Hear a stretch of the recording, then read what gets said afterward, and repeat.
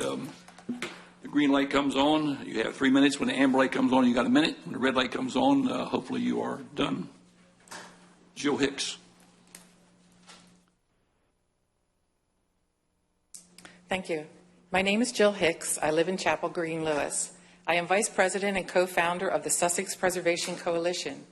In little over a year since its formation, many allied organizations have joined us, such as the Center for Inland Bays, the Nature Conservancy, the Bethany Beach Landowners Association, Sussex Alliance for Responsible Growth, Preserve Our Park, Delaware Interfaith Power and Light, and Native Roots Farm Foundation, just to name a few. Well over 1,700 Sussex County citizens have joined our membership. I am here to speak on behalf of the coalition. The centerpiece of the comprehensive plan, the Future Land Use chapter, creates a framework for achieving the plan's vision. Its priorities include, quote, protect critical natural resources by guarding against overdevelopment and permanently preserving selected lands. Quote, ensure that new developments incorporate best practices in subdivision design. Quote, use this new future land use plan to update the county's zoning and subdivision codes. End of quotes. The county is 5 years into the plan, and some of the other goals have been met, and we thank you for your work. But now, as you have made known, it is time to get to the business of amending ordinances and codes. Your constituents have high expectations. They are agitated by traffic congestion and gridlock. They are concerned with the lack of available health care while the population continues to grow at a rate beyond the plan's projections. Schools lack the needed space and teachers. Your constituents are enraged by the visible and offensive loss of forest, woodland canopies, and wetlands, as well as insufficient buffers along roadways and between subdivisions. Open space is rapidly disappearing, and some of Sussex County's economic catalysts, its charm and its quality of life, are being decimated. We thank you for taking up the hard work ahead. Our hope is that this council will elevate superior design and write codes that will create subdivisions that are truly superior to the standard. That open space becomes more than fragments of land and a collection of stormwater ponds, utilities requiring maintenance that are sold as water views. That forests are preserved to clean the air, filter water, prevent erosion, provide cooling during excessive heat, provide a calming effect in our neighborhoods and along our roadways, and provide places for children to play and explore, much like you and I did when we were growing up. And that afforestation takes place, particularly as development moves west. The work you're about to begin will be your legacy on this council. Be mindful that the destruction of natural resources inevitably leads to slow, irreversible economic failure. The county's current trajectory is not sustainable. This work on which you're about to embark will be the county's single most defining moment in determining its future. Thank you for taking up this work ahead. Thank you. Thank you. Rich Barrasso. Good morning, President Vincent, Council, and staff. For the record, my name is Rich Barrasso from Milton. I hope all of you had a great summer. I feel very fortunate to have traveled with my wife and family this summer with trips to the Rocky Mountains and the low country of South Carolina. Aside from the adjustment from the 10 feet above sea level in Sussex to the 10,000 feet in Vail, I found a number of similarities, to include the abundance of natural resources, thriving tourist economies, and expanding and vibrant communities. In both areas, what was even more notable was the remarkable presence of mature tree stands and extensive forest canopies. It was the blue spruce and the lodgepole pines in Colorado, the live oaks, and the southern magnolias in South Carolina. Curious, and upon closer investigation, I learned of local efforts in both areas in the extensive protection of trees, forests, and woodlands in their respective land use development ordinances. But one does not have to travel far or even out of the area to see that same regard for the importance of trees. Examples do exist here on the Delmarva Peninsula. One ordinance example, and I quote, in the ordinance, it reads, The main purpose is to minimize the loss of forest resources during land development by making the identification and protection of forests and other sensitive areas an integral part of the site planning process. The identification of priority areas prior to development makes their retention possible of primary interest or areas adjacent to streams or wetlands, those on steep slopes, erodible soils, or within or adjacent to large contiguous blocks of forest or wildlife corridors. This, of course, is the Maryland Conservation Act enacted in 1991. Another example, and it reads, to establish standards and requirements for the protection and planting of trees and woodlands because it is recognized that woodlands and trees are not only desirable, but are also essential to the health, the safety, and welfare of the population, and that they provide oxygen, reduce carbon dioxide, stabilize soil, cleanse the air, and so on. This, of course, is the Kent County, Delaware Woodland Preservation Ordinance. The fact is, every jurisdiction that borders Sussex County has a comprehensive set of standards and regulations for the protection and preservation of trees and woodlands prior and during the development process.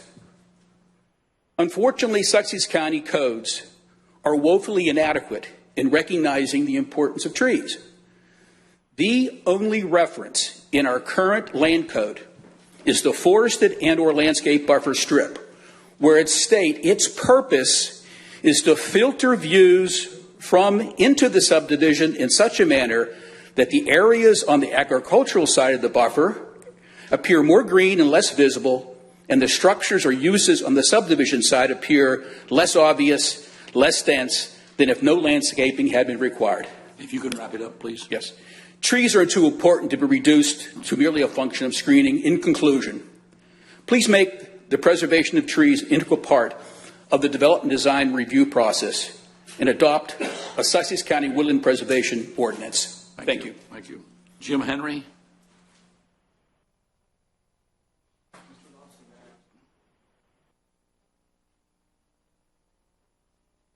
I'm going to try to follow Tyler's suggestion for managing the slideshow. I have just a few slides that accompany my comments.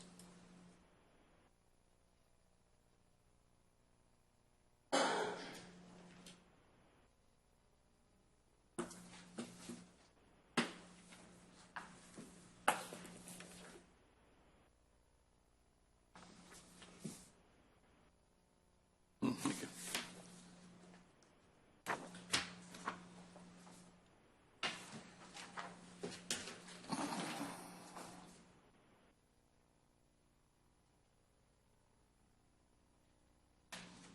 Does everybody have it, I think, now? Good morning, ladies and gentlemen. My name is Jim Henry, and I also represent the Sussex Preservation Coalition. I'm here to present today some preliminary results from a survey we conducted to try to gauge the importance of trees and woodlands to Sussex Countyans. In designing our survey, we grounded it in facts and peer-reviewed research based on primary and secondary sources. We published a 7-page fact sheet. I've showed you just the first page here. If you'd like to consult it for yourself, you can go to our website and regard it. We opened this survey from August 1st, and we closed it yesterday. We solicited respondents through mailing lists, press releases, and local media coverage. In designing the survey, we constructed 10 statements seeking multiple choice responses with options to comment. Respondents were assured anonymity with options to include email to follow the results via SBC. You can see the first page of it here. If you want to visit this survey and see the entire survey, you can go once again to our website and you'll recognize it by this first page. I'd like to call your attention now to the chart that I gave you. You can see there that we had, these are the 10 statements. Only the 10th was not a question or a prompt about facts, but rather policy that we think the Sussex County should establish. And as you can see in terms of our quantitative responses, to the prompt, Sussex County must establish standards and requirements for the planting of trees and protection of woodlands because it is recognized that woodlands and trees are not only desirable, but are also essential to the health, safety, and welfare of the population.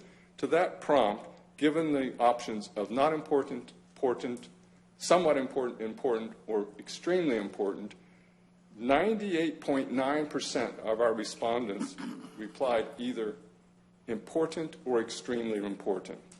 I'll also call your attention to the bottom right corner of the chart where I've listed how many total comments people added. As you can see, people added as many as 500 comments for certain questions. To the last question, there were 330. And when I analyzed these questions to see what issues or how people felt most strongly about this topic, these are them in descending order. Urgency. People think this is an urgent issue. Citizens' health and welfare versus private profit. Deforestation equals the suburbanization of Sussex County. The elimination of wildlife, the ravages of clear-cutting, factoring in Delaware's geology, comparing Delaware to our neighboring jurisdictions, Sussex to our neighboring jurisdictions, regulations and long-range planning, big picture horticulture and ecosystems, the standards impact on the environment, and climate change. Thank you for your time today. Thank you, sir. Steve Sinclair.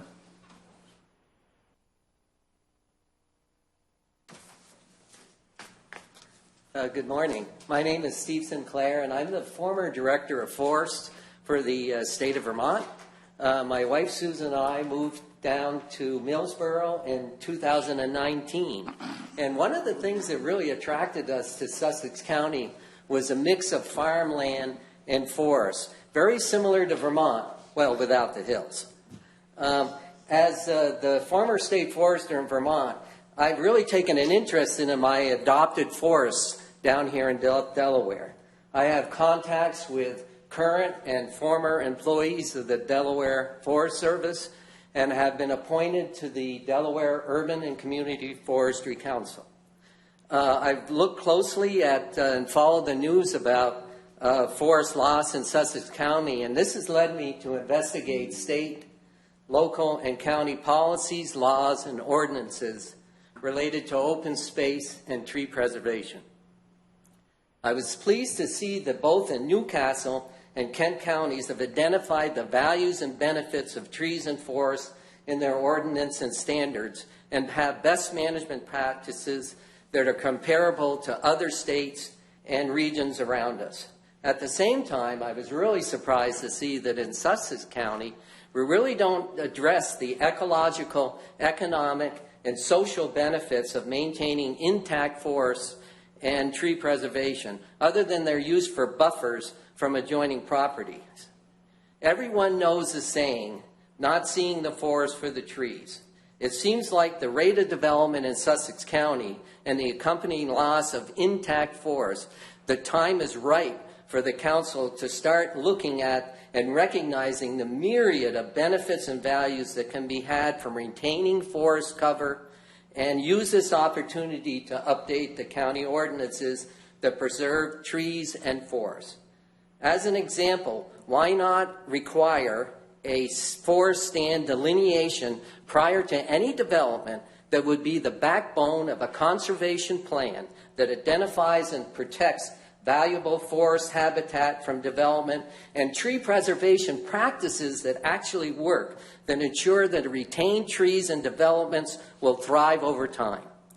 I applaud the council for identifying open space and tree preservation and as needing attention, and I'm hopeful that any rewrite of the ordinance will see trees and forests for all the values and benefits they provide.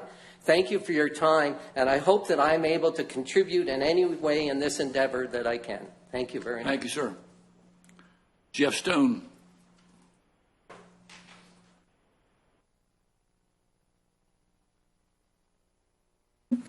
Good morning. President Vincent, members of the council. I'm Jeff Stone from Milton. I'm speaking for myself today. The upcoming review of certain county land use codes is long overdue and much needed, but in my opinion, it's too narrow in its scope. The concepts of superior design must not be limited to single developments, but applied far more holistically throughout the county overall, in every aspect of its growth and development. Superior design should be the standard applied to everything the county does to create a better built environment for its residents and better protect and preserve its awesome but threatened natural environment. Revising, refreshing, and modernizing codes is important, but only if done to fulfill a clear, overarching vision of what the county should be as it continues to grow. Without that focus, the codes are nothing but words on paper with no direction as to what they are to create. Just as the county has grown so haphazardly over the past 40 years, the next 40 will lock Sussex County into its final lasting character. Sussex County, with all of its resources, can and must do better. Sussex has the potential to be the model of quality development. Will its future be a continuation of the same patterns of scattered and disconnected jigsaw puzzle pieces that never form a complete picture? The Council must, perhaps through the upcoming comprehensive plan, create a new vision that truly embraces superior design principles, not just in individual subdivisions, but end to end across the county. Why shouldn't Sussex County be the poster child of superior design? This is, for the most part, what the comp plan currently envisions, but hasn't delivered. Robert Kennedy said, quote, "Some men see things as they are and ask why. I dream of things that never were and ask why not," unquote. I encourage you to boldly think out of the South Sussex County box, to ask why not, to use your creative imaginations to find solutions that may not be considered standard. This is an opportunity to innovate and create a lasting legacy for this council. It's time for Sussex to become the community the words of the comp plan vision statement envisions. Sussex, quote, "Sussex County offers a unique quality of life for its residents and visitors alike. We appreciate and seek to preserve the unique natural, historical, and agricultural character while fostering new economic opportunities, community vitality, and desirable growth through strategic investments and efficient use of county resources. To accomplish this, Sussex County will balance the welfare of its citizens and its role as an agricultural, tourism, and business leader with the most appropriate future land uses of water and other resources. It should begin with the upcoming review of codes, but that must not be the end-all and be-all. As you undertake your review, I ask that you keep in mind the broader perspective that must be applied in reviewing the 5 categories, the perspective so well presented in the comp plan. This will set the stage for a far better future for Sussex County. Thank you. Thank you, sir. Paul Rieger.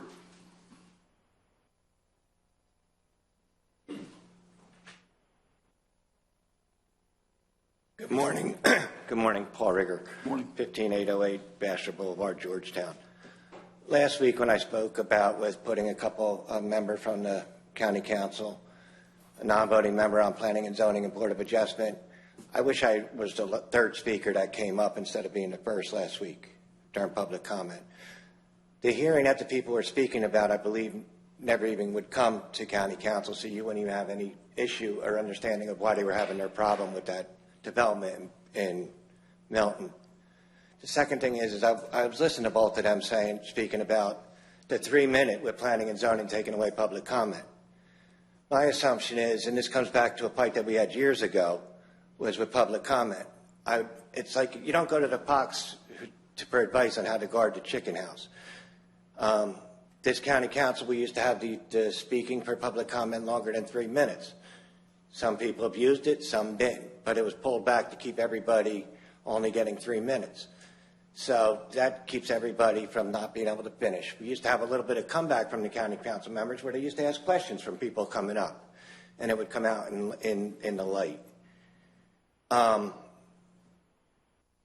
what I didn't understand is the 3 minutes that they were asking for 3 minutes for planning and zoning to have the phone in, which it should be done. If it's done here, if it costs the county an extra $1,000 a meeting, why not do it? It's $1,000. It's for the public service, giving it back to the public.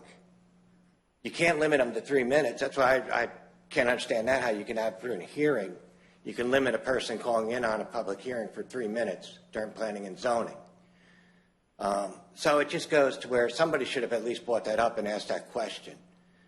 It just goes to show that anybody who speaks up here, a lot of it goes over, and we're just up here speaking our minds, and that's it.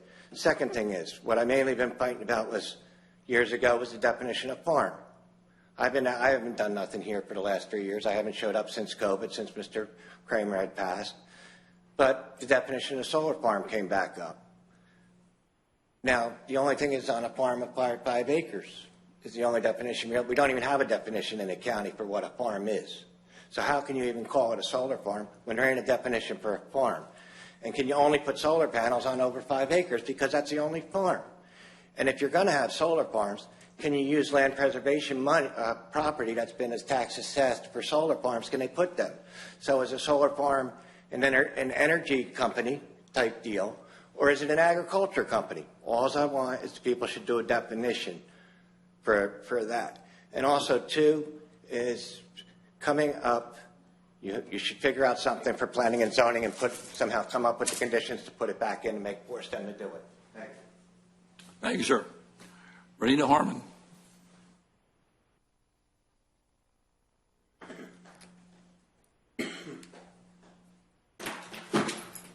Hi, I'm Renita Harmon. I'm quite sure y'all remember me. Yes, I'm back again because last time I was here, Guy followed me out of here and advised me that, you know, that kind of like I need to stop coming. If y'all wanted to make a law allowing people to live in RVs and allow tiny homes, y'all could have been did it. That y'all got the power to do it just like that, but y'all haven't, and I don't understand why. You know, it'd be nice if y'all could just let us know one reason why y'all want RVs used for storage and only storage, because y'all leave us to making up reasons, like the big houses that y'all building all around and rental properties being expensive. Okay, y'all don't want people living in tiny homes because y'all want them to buy the big homes. That's what I'm assuming. But you can't force that on a new generation. Yes, older people, people with money, they want big homes and stuff, but the kids don't. I done talked to every new generation, younger people. Nobody wants big houses to clean and take care of no more. I'm a caregiver. I go to these big houses and stuff like that. And you know what? Minimum wage is $11 for caregivers. I get paid $14 to go to people's house, and they love me. I'm best aide ever, because I can bath them up, clean their house and everything in 1 hour, but I'm only getting $14 an hour for it. Do y'all think that's fair? I don't think it's fair. And you notice on the paper I put homeless, because I did rent a house. I rented a house, and the man said, you know, owners of houses should have the right to do what you want with your house. That's right. If you have a house in Florida, you want to go to Florida, then come back to your house. Yes, I do think you have the right. But as people who rent houses, y'all need rules and regulations for these landlords. You have to control them raising the rent. Right now, y'all are kicking out all the locals that rent and have reasonable rent. The landlords is raising the rent for them because they think it's a big need for rental properties. It's not. It's not. It's a lot of people homeless because they can't afford $1,600, $1,000 a month. My house, the landlord tried to force me to move in the house with no running water. It has no well, no running water at all. And she told me at this point, the house is as is. They'll fix whatever need to be fixed while I'm in there. Well, I wrote that check to the landlord June the 30th. But today I'm still homeless. I have stuff in there. I bought appliances. I've been taking my paychecks I work for, stainless steel refrigerator, stove and stuff, put in the house or whatever. But this landlord still doesn't want to get running water. And because y'all haven't made no laws or rules or regulations regulating landlords, holding them to a certain standard, she's doing this. And I think it shouldn't be right. You know, if y'all think that, okay, $1,500 a month, oh, great profit. You're not going to get nobody to stay in no house for a long time at high rates. You're not. What y'all inviting is people to rent your house for $1,500 because they had no choice, and then tear your house up or look for the cheaper next house. I don't want to do that. I got a great rental background. I have took care of every rental property I have. I even helped them fix it up. But this situation I'm in right now, I don't know what to do, because she knows there's no... If you could close up your comments. Can y'all please change the law and allow people to live in RVs? Because right now I'm homeless. I paid for to live in a house that I can't live in. Please change the law allowing people to live in RVs. My house is done right. If I got paid for a permit, I pay for a permit. Please just change the law. They said y'all can do it if you wanted to. Drop a dime. It's not going to hurt nobody if y'all do this. I'll make the rules permits or something like that. But if y'all can do it, just do it. I mean. Thank you for your comments. Thank you. Thank you. I appreciate it. Yes, ma'am. Mr. Lawson. Sign. Okay, we have somebody in the audience that didn't sign up. Didn't know the paper was. We've had to sign up every day, every Tuesday back there. Chip, give us, who this man wants to speak, whoever he is. Sorry.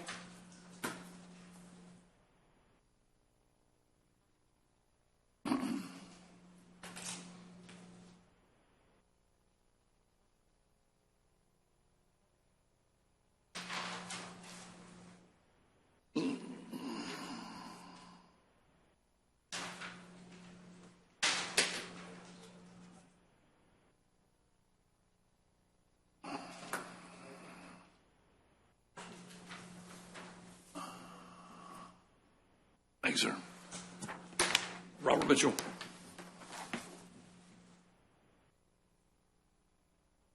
Is it on? Yep. Gotcha. I came here to address something that was spoken about me at your last meeting. And I'd really just ask if the council understands what the definition of slander is. Mr. Moore, you're an attorney. I'm sure you understand the definition of slander. It's when someone asserts something as a fact about someone else that's not true. And at the last county council meeting, Mr. Riley asserted something about me publicly, not in council chambers, not in a closed meeting, but publicly, that was recorded and then put in the paper. That is not a fact. And I don't understand why that is. And then he ended his comment by saying, I hope that this ends it all. I mean, it would have been fine, but I don't know why you dragged me into it again with a comment that was not a fact, but yet he stated it as a fact. And I'll read it to you because it was recorded in the paper again, where Mr. Riley says, my no vote was based on the fact that he, that would be me, expressed a point of view on development, particularly on the eastern side of the county, that is an extreme variance to my point of view, where he supported the proposition to rezone Route 1 to high density on 1 mile on either side from Lewis to Milford. I will not vote to support a man and put him on planning and zoning with that point of view. That's the end of that story. So I would challenge him to find when I ever said that. I would have challenged him to ask me if I had said that when I stood here and answered any questions that the council had. And yet you stated that that's my position. So you put words in my mouth that were reported publicly and then reported in the paper. So I'm giving you an opportunity this morning to either find proof that that's what I've said and that's what I believe, or apologize for it. You know, we stood here this morning and quoted from the 23rd Psalm, so I'll quote also from the Old Testament that says you shouldn't bear false witness. I think you know that, John. And I don't know why those words came out of your mouth about me last week publicly. I didn't appreciate it, and I do believe it rises to the level of slander. Now, whether that's a legal definition or not, I don't know, but according to the dictionary, it certainly does, because it's not a fact, and you can't back it up. So I'll give you that opportunity if you want. I have 11 seconds. We don't do that. I understand you don't, but I would expect for him to address me personally, since you wanted to do it publicly. Thank you. Thank you, sir. And just so the public understands this, the only person from council that may respond if they choose to a speaker in the public comment is the president. No one else. Okay? Mr. Lawson, now we're to you again.